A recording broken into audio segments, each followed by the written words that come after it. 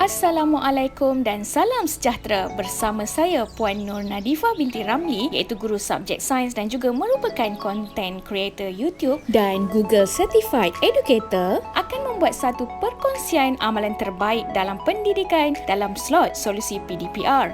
Siri PDP norma baharu dengan tajuk Cikgu, telah ku cari, tiada ku jumpa. Menerusi tutorial membina laman E-Pembelajaran Google Site. Bagi siri 1 pengenalan, terlebih dahulu mari kita kaji apakah isu dan solusi yang memberi impak kepada isu PdPR ini.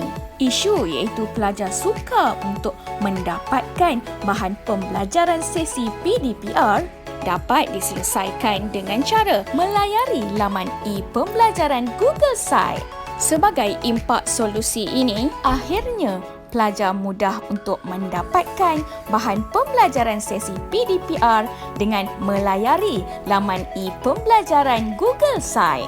Seterusnya, jom kita mulakan dengan sesi jelajah laman, iaitu laman E-Pembelajaran sesi PdPR buat guru dan juga laman sesawang untuk individu atau organisasi. Baiklah, mari kita mulakan dengan laman E-Pembelajaran guru. Berikut merupakan paparan large screen view mode dan ini merupakan paparan tablet view mode.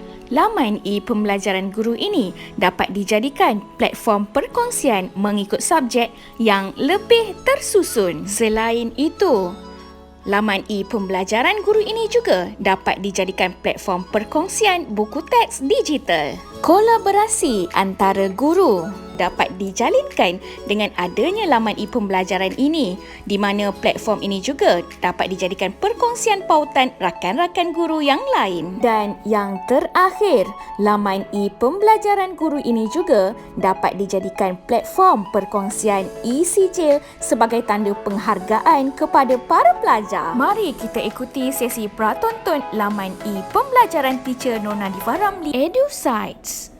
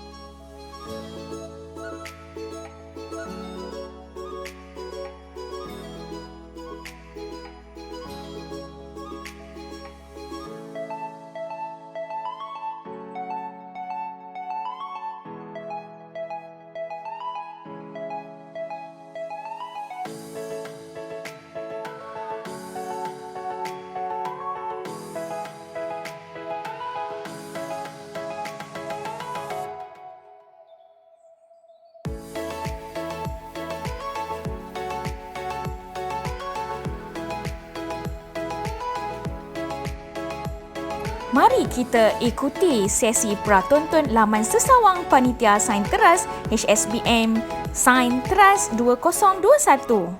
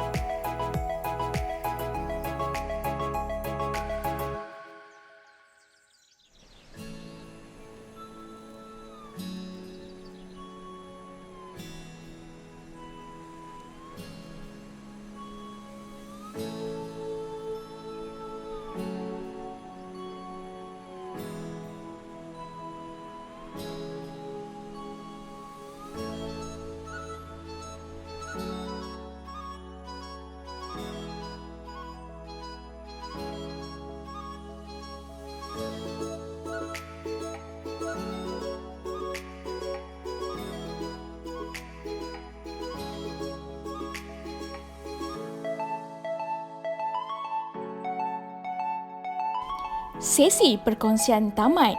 Sekian, terima kasih. Nantikan video seterusnya untuk sesi tutorial. Sila tekan butang subscribe untuk lebih banyak video. Sampai kita jumpa lagi di lain masa. Assalamualaikum dan sekian, terima kasih.